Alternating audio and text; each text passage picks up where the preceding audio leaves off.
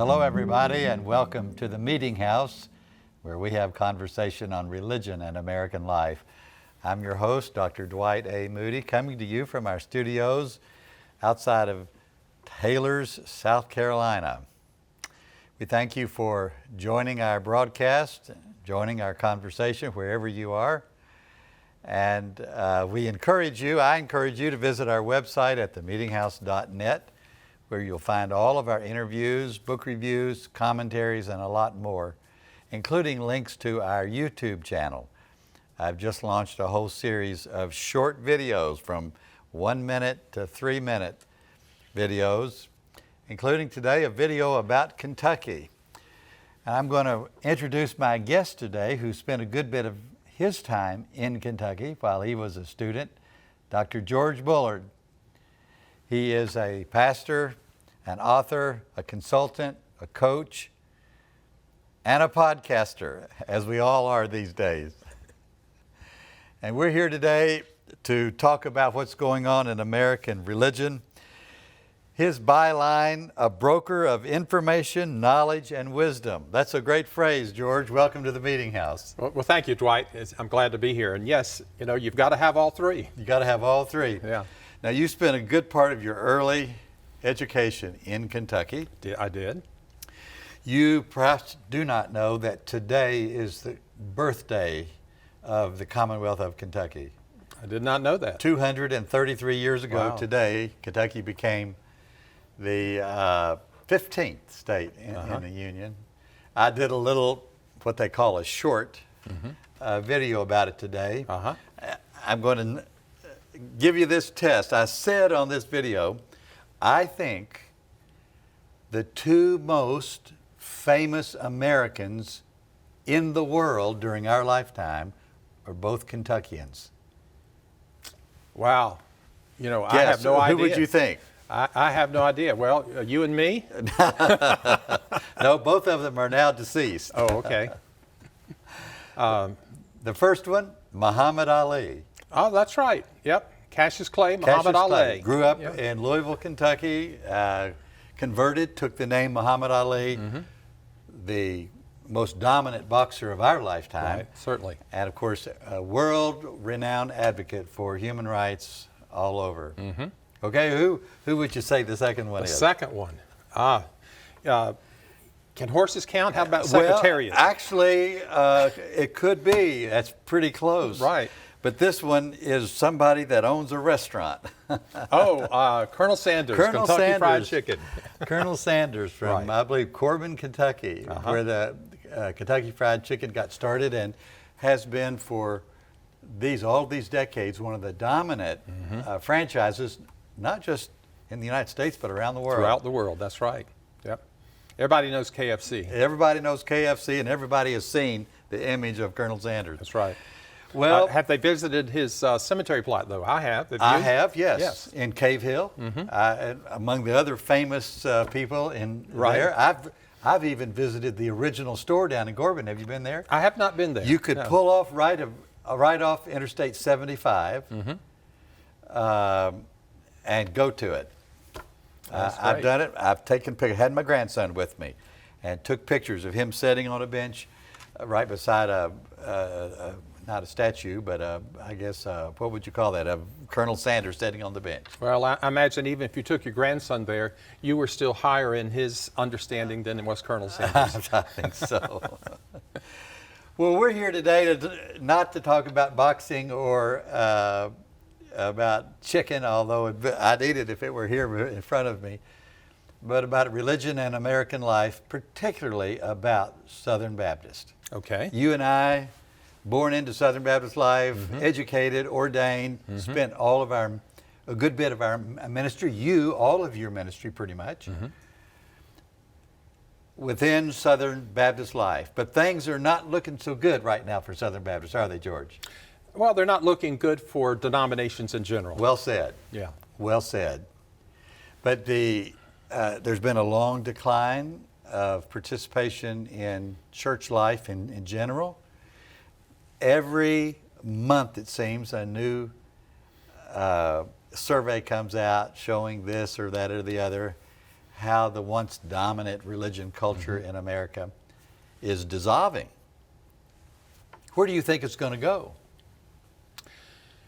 Well, the first place it has gone is that Southern Baptists are no longer, and have not been for a good number of years, the largest Protestant denomination in the United States. Tell us about it.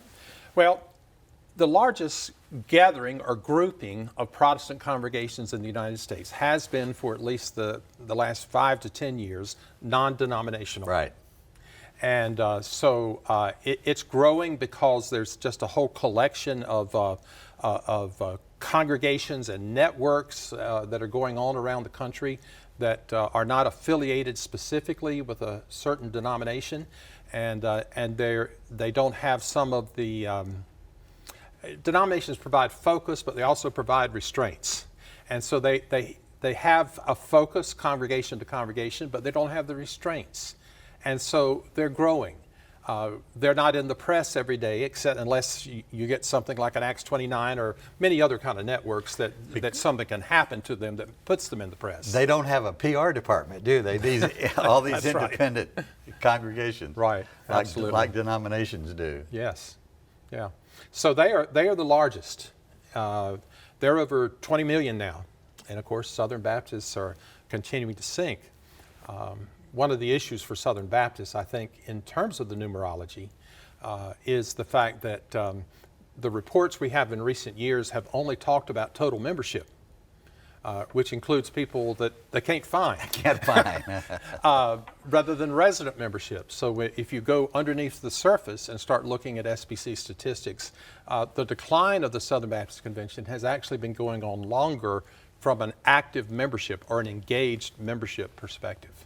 And it's more serious. That Yes. is, the numbers are, to a Southern Baptist, are more depressing, given where they are now. Well, because Southern Baptists have always seen themselves in our lifetime and even our parents' lifetime as the largest, most vital and vibrant Protestant denomination in the United States and perhaps in the world. And so therefore it is ego deflating to see that the numbers aren't continuing to go up. And so sometimes we even want to be in denial about the numbers, but it is a reality. And we have to accept that fact because as the infamous, well, I'll call him famous, I won't call him infamous, Peter Drucker from the 20th century would say, unless you know where you're standing, you can't figure out where to go next. Where is the Southern Baptist Convention going to go next? I've been following it very closely. They're all tied up in knots over this sexual abuse scandal. They can't reach an agreement hardly on what to do about it. What's going to happen? Well, Southern Baptists are caught up in what a missiologist, anthropologist who was from a Mennonite Brethren background named Paul Hebert would talk about in terms of denominations that are bounded sets, so they are a box. And so in the box is what you need to believe, outside the box is what you can't believe. Or a centered set where you have a red fire middle. These are the essentials, but we innovate beyond the center. Or they're fuzzy. They neither have a box nor do they have a center. Southern Baptists are a boxed denomination. These are the things you must believe. Now, It's gotten more boxy over the last 20 or 30 years. Am I right about this? more boxy because, again, at our age, you know, anybody born after February the 9th, 1964 didn't know the Southern Baptist Convention before the open controversy began in 1979.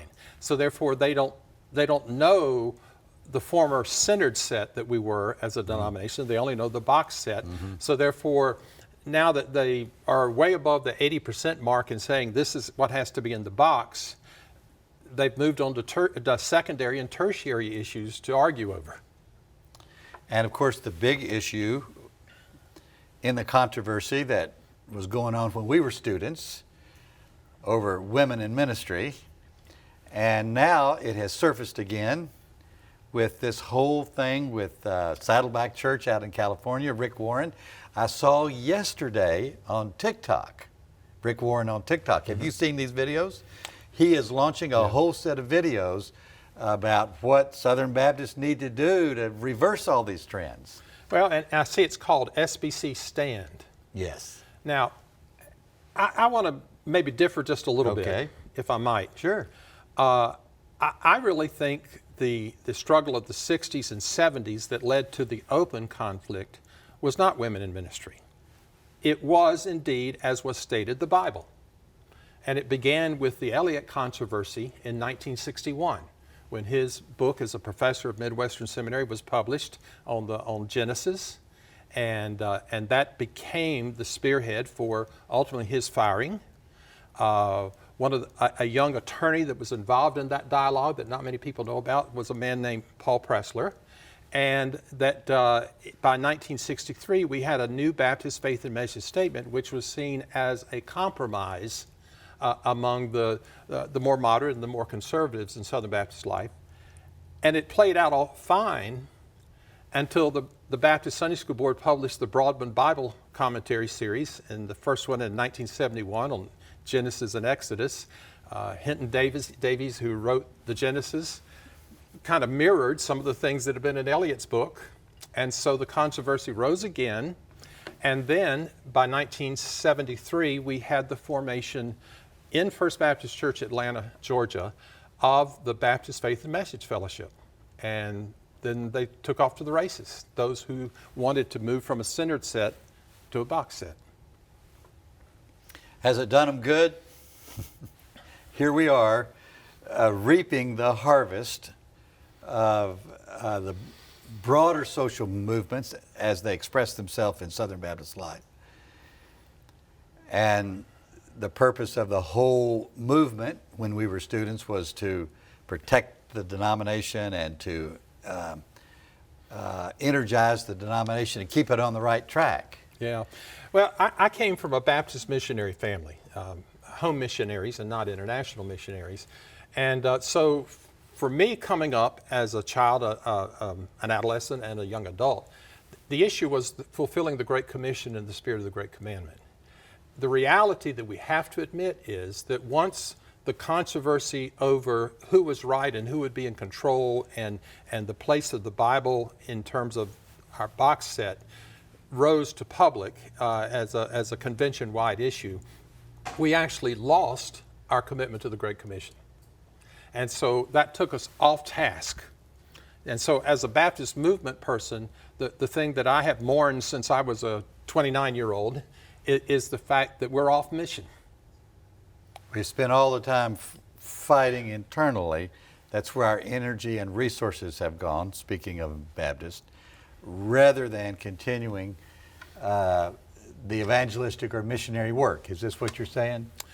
Yes, and I think that I want to, I'm not intending to be an apologetic really for anybody, but I do think that the people who were the protagonists of the controversy had a passion about the Bible and a passion about certain beliefs and a passion about what they saw as the drift of denominations generally.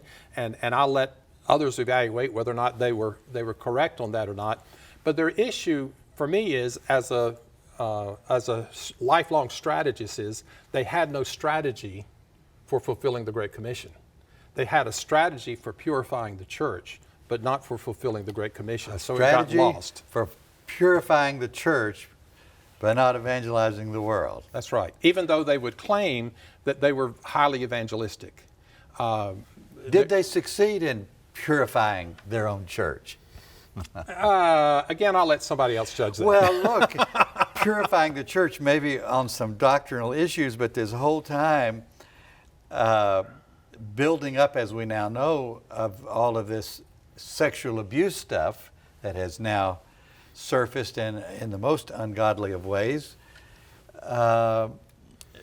They couldn't keep their own house in order. Am I right in saying that?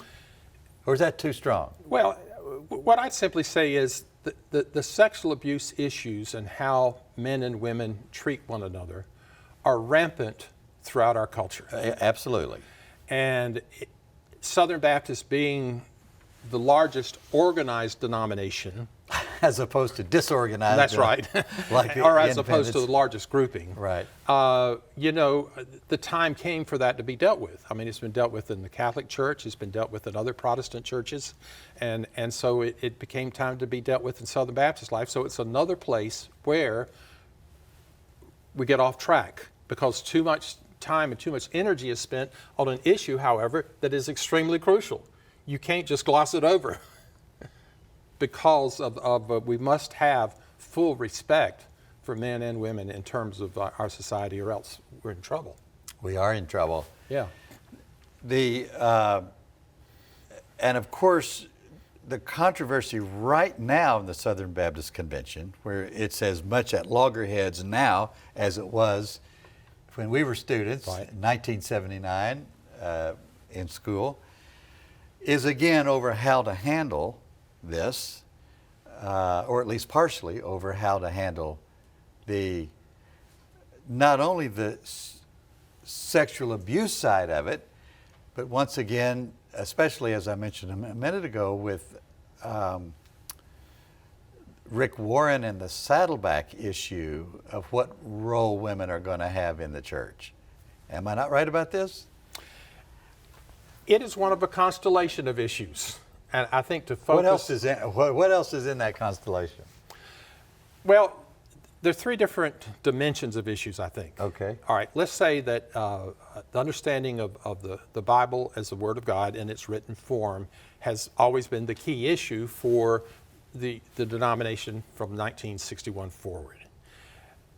Then you would go into more secondary kinds of issues of how the church ought to function, what the authority ought to be of the pastor or not ought to be of the pastor, whether we ought to have elder systems or not. You've got the whole Calvinist movement that has reared its head, particularly in the last 20, 25 years in terms of it. But one of the things you have to look at is look at the four strands of Baptists that settled in the United States, and the Calvinist thing was there from the beginning. From the very beginning. The initial Baptist Association formed in 1707 in Philadelphia. Staunch Calvinists, yeah. in terms of what happens. But that continues to rear its head, whether or not we're going to be particular Baptists or general Baptists or regular Baptists or, general Baptists, that kind of thing. It continues to rear its head. And so we've never settled that in 300 years of who we are. So that's why, in my opinion, we have to remain a centered set rather than a bounded set. And centered in what? Well, I think centered in the good news of Jesus Christ. If I have a disappointment in how we as Southern Baptists in the last 23 years have expressed in written form our doctrinal statement, it is that I see the criteria as the life and ministry of Jesus. And I sometimes wonder if we haven't tried to replace Jesus as the third person in the Trinity with the written word. Okay, so if Jesus were the center of Southern Baptist life, how would you know it? How would that play out in the denominational life? What would it look like? How would you be able to say, well, yeah, there is this and this and this, which means that Jesus is at the center of things? Well, I think you would see a greater parity of Great Commandment and Great Commission activities.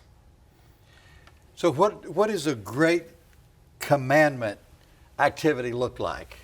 Well, a great commandment activity is more about our compassion for the circumstances of all people. That's well said. In the world. And so therefore, I have reread in my own Bible reading, I've started with the New Testament again this year, and I've reread the Gospels initially, and I'm out in 2 Corinthians right now. But I just was struck, and it's one of those times where I'd stop, I'd stare out the window more and more as I'd see how many times Jesus did something of compassion, and how many times he was frustrated about the fact that others weren't. And so, as much as he preached his own good news, who he was, his personhood, he was touching people. And so I guess I would say one of my mornings as a person in the Southern Baptist tradition, part of the Baptist movement, is what we've done to scuttle the compassion ministries of both domestically in the United States and worldwide by deciding the only focus would be evangelism. You know, you and I both know a lot of Southern Baptist people. Right. And we know that one of the most powerful, persistent ministries of Southern Baptist people is their disaster relief Absolutely. ministry. But when you've got all these guys at the top and all the rhetoric lacks compassion, it's hard to see what's going on the ground among ordinary lay people, especially in things like the disaster relief. It's easy to listen to all the rhetoric and the anger and the tension at the top when they're struggling for power, and it obscures the real ministry that's going on.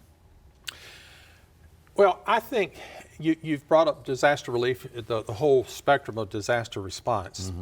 I do think it is one of the most significant things for which Southern Baptists are known. I agree with that. And it has even so much greater potential for touching the lives of people one-on-one and small group, and having the opportunity then to tell them about the unconditional love of Jesus Christ so that they might have eternal life. In other words, to me, it's not an either or, it's an and both world in terms of what we do. Something you would not necessarily know when I was state missions director here in South Carolina, where we're recording this, for about a decade, mid-'80s to mid-'90s. And one of the things that areas I supervised dealt with disaster relief, but not at first, but in a few years. And so I immediately, the year I started supervising them, started talking to them about the fact, you know, we're the Baptists. We've got the big stick in disaster response, and we do so little in South Carolina. And so, but there was some politics involved in it, and I couldn't within just a few months move it, but that happened to be the year 1989. September 21st, 1989, Hurricane Hugo came through Charleston, South Carolina.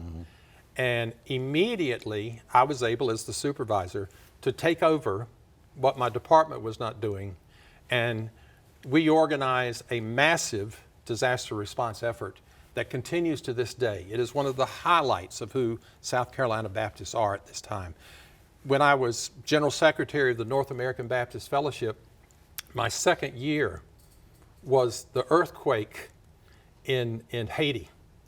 And we mobilized Baptists from all over the United States to go to Haiti. The North Carolina Baptist men and women being the shining star, along with Texas Baptist men, they were through the Dominican Republic into Haiti within 30 hours after the hurricane, after the earthquake. So I think that we have so much unrealized potential, so we commit the sin of omission by not using fully our gifts in both Great Commandment and Great Commission work. Well, certainly the Southern Baptist Convention is struggling, maybe even to refine its soul in ministry and compassion. But its public bickering continues to dominate the headlines and the convention. I was at the convention a couple of years ago as a journalist and covered it. I want to thank you for being in the meeting house today. You're welcome. Geroge Bullard. My guest has been Geroge Bullard, pastor, strategist, Southern Baptist consultant, and leader, author, podcaster, and as he said, a broker of information, knowledge, and wisdom. I so like that phrase. Thank you for talking with me about what is still very dear to both of us, and that is Baptist life in the South. And thank you for joining our conversation on religion and American life in the Meeting House. Visit our website at themeetinghouse.net. I'm Dwight A. Moody, your host. Have a great day.